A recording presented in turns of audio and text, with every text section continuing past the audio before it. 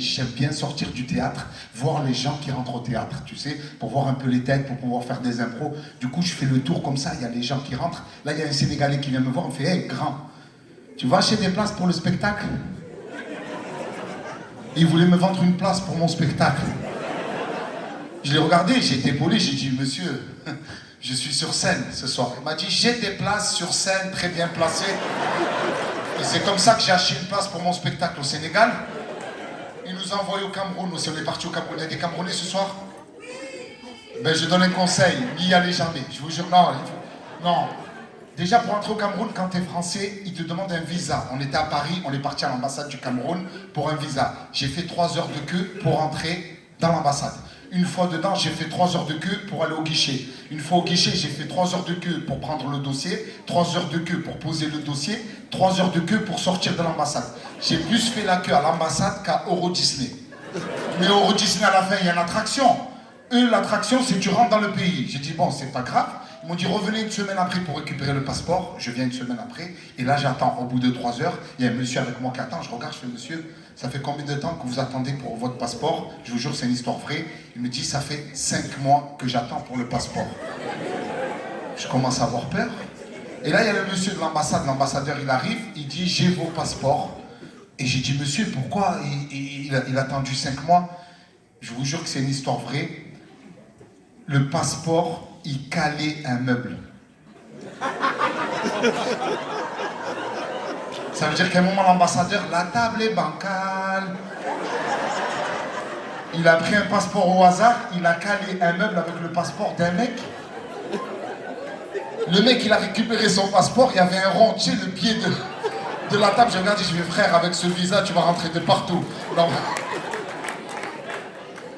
On a fait toute l'Afrique, moi je suis super content. Moi je vis à Marseille pour ma carrière, je pars à Paris. Vous êtes déjà allé à Paris? Oui. Paris pour un Marseillais c'est dur, je vous jure. Paris, il y a un sport qui se joue, vous avez déjà pris le métro à Paris? Oui. Il y a un sport qui se joue dans le métro parisien tous les jours, c'est la fraude. Il y a beaucoup de fraudeurs. Tu achètes ton ticket à 1,90 €, à peine tu mets le ticket, il y a un mec derrière ton courant, il vient, clac, il te cale, bah, il te colle, il te fait dans l'oreille, je peux passer avec vous? Frère, tu es déjà à l'intérieur. Bien sûr que je peux te faire rentrer à l'intérieur. On ne fait qu'un, j'ai présenté ma mère, on va faire voyage en terrain inconnu, on va même au bled si tu veux. Maintenant, quand je prends le métro à Paris, je regarde derrière moi. La dernière fois, j'étais dans le Marais. Le quartier tunisien. C'est une blague. Je vais pour mettre le ticket, je me retourne, ils étaient 10 derrière moi comme ça. À chaque fois que je prends le métro à Paris, ma réaction de malade. Vous avez déjà pris le métro à Paris? Tout ce que je vous raconte, c'est vrai. La dernière fois, j'étais assis dans le métro, ligne 2, le métro était blindé. Il y avait du monde dans le métro. Là, le métro s'arrête, la porte s'ouvre. Il y a une Zaïroise, une Congolaise qui monte. J'ai reconnu parce qu'elle était sapée comme jamais, comme Maître Gims. Et là, elle monte, et je vous jure, c'est une histoire vraie. Elle voit une cousine à elle, ça faisait 15 ans qu'elle n'avait pas vu. 15 ans. La voix, t'imagines, ta cousine, tu es au bled. Tu quittes le bled, 15 ans après, tu la vois dans le métro. Le choc visuel, je rajoute rien. Elle voit sa cousine. 15 ans qu'elle n'a pas vu, elle la voit se mettre à crier. Mama Jakito, Mama Jakito, 17 minutes de Mama Jakito, 27 arrêts de Mama Jakito. Elle la prend, elle la serre dans les bras, elle regarde dans les yeux, les larmes qui coulent, elle s'arrête, elle se met à crier. Émotion. Elle a commenté sa vie, émotion. Est-ce que t'es avec son fils, elle met des coups de ceinture, elle s'arrête pour faire punition. C'est fini, je ne veux plus prendre le métro, parce qu'à chaque fois que je prends le métro à Paris, ça me rend fou. Un truc qui nous est tous arrivé, si vous avez déjà pris le métro à Paris, t'achètes ton ticket à 1,90 €, le ticket tu le mets avec l'iPhone, le ticket se démagnétise. Ça vous parle? La démagnétisation du ticket de métro, tu vois, pour passer le ticket ne passe pas. Et très souvent, derrière toi, il y a un fraudeur discret qui s'immisce. Le fraudeur discret, c'est la race de fraudeur qui passe avec toi, il ne demande pas l'autorisation. Tu passes, il glisse, tu te retournes, il n'est plus là. Je passe le ticket est démagnétisé, le ticket ne passe pas, ça s'ouvre pas, je bloque. Le fraudeur, il bloque avec moi. Je le regarde, il me regarde, et il n'y a qu'à Paris, tu vois ça, il me fait... Oh. À Paris, le fraudeur est exigeant. Il n'a pas d'argent, mais il n'a pas le temps. Je suis d'origine algérienne. Mes parents sont algériens, ma mère est algérienne, mon père est algérien, moi je suis né à Marseille. Je suis algérien. Parce que Marseille, c'est l'Algérie, on arrive à la nage, je ne vais pas vous mentir. C'est comme vous. Vous êtes espagnol. 12 kilomètres, tu nages, tu te retrouves là-bas en Espagne. Non, il y a un truc, ce que j'aime bien à Tanger, tu te retrouves ici. Moi, je me suis retrouvé à la place des feignants. Je me suis assis, je commence à khamem ma vie, je dis, Wallah, nahrak, je vais aller à la nage. Non, pourtant j'ai un passeport français. Non, mais je voulais le faire. J'ai dit, allez, on va le faire, on va le faire. J'ai dit, mais tu es fou, j'ai un passeport français. J'ai dit, ok. Ma mère est algérienne, mon père est algérien, éducation à l'algérienne. Mon père, quand j'étais petit, on faisait des bêtises. Il nous filait des droites. Mon père, c'est une main de fer dans un gant de boxe. Famille nombreuse, 5 frères et une sœur. Mon frère me frappait avec un câble électrique. Tu sais, de la chaîne IFI 5 frères et une sœur. Il était dans le salon avec le câble comme ça. Faites entrer Nabil. Nabil, c'est mon petit frère. Une trappe s'ouvre. Nabil qui tombe comme ça en slip. Nabil, 12 ans, il sait pas ce qu'il fait.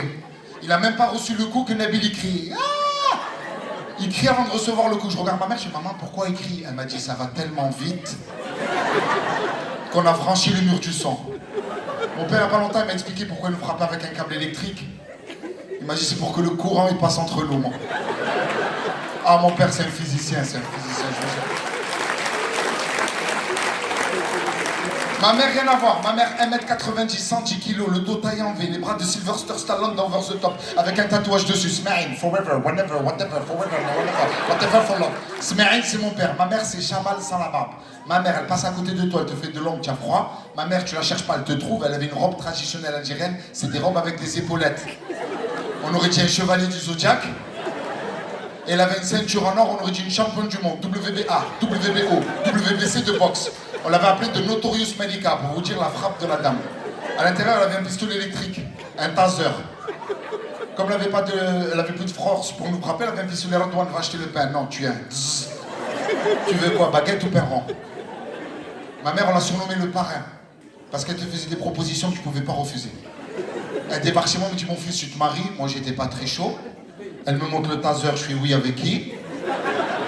Elle m'a dit, je te marie soit avec une arabe, soit avec une chinoise. Une arabe, c'est normal, on se marie entre nous. Vous savez pourquoi? C'est pas du racisme. Les arabes se marient avec leurs cousines, parce que si tu divorces, l'héritage, il reste dans la famille. C'est des raisons économiques. Les Algériens se marient entre Algériens, les Marocains entre Marocains et les Tunisiens entre hommes. C'est comme ça depuis la nuit des temps. J'écris ces blagues parce que j'étais marié avec une Tunisienne et que j'aimais pas son frère, du coup...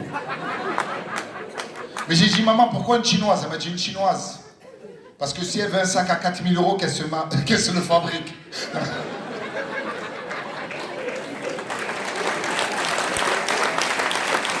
On est venu ici, on est arrivé hier, on a joué à Casablanca, moi je suis arrivé avant-hier, et voilà, on a été sponsorisé par Royal Air Maroc, et moi il a voulu me faire une surprise, Wallace. Il m'a pris un billet avec Air Algérie. Marseille, Casablanca, 27 heures. 17 escales, aller en avion, retour en bus. Le slogan d'Air Algérie, si on arrive à l'heure, on vous rembourse le prix du billet. Et en bas, il y a écrit, Alhamdoulilah, grâce à Dieu, on a remboursé personne. 100% de nos vols sont arrivés en retard.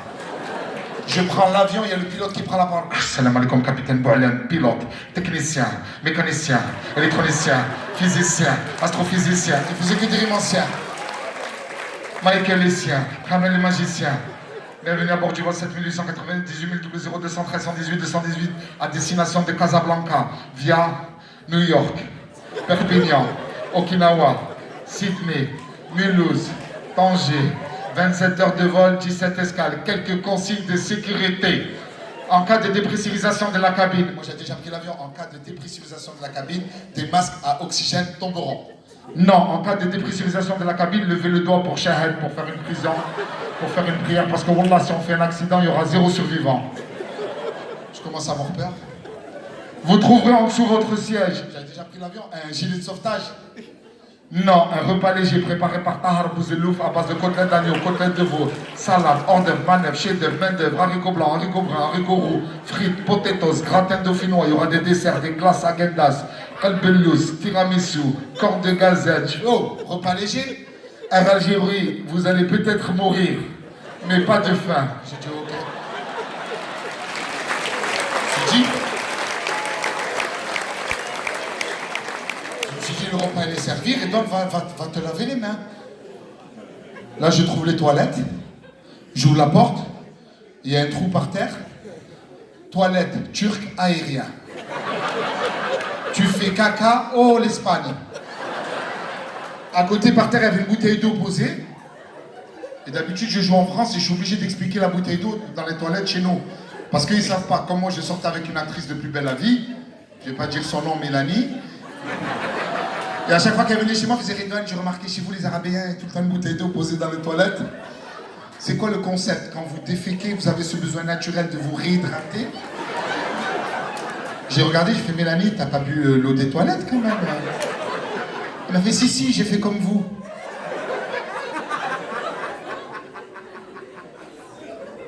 Elle est fruitée. Je fais oui, elle est chargée en oligo-éléments. Elle a bu l'eau des toilettes, ses lèvres ont gonflé. Elle savait pas que si les experts Manhattan faisaient une prise ADN sur ses lèvres, ils retrouvent l'ADN de toute ma famille. Je sais pas s'il y a des Français et des Blancs dans la salle, mais l'eau, chez nous, c'est... En fait, on est contre la déforestation d'Amazonie, on utilise de l'eau. On est des gens bio. En vrai, on n'a pas compris la pub Volvic. Pour nous, un volcan s'éteint, un derrière s'éveille. On est dans un autre délire.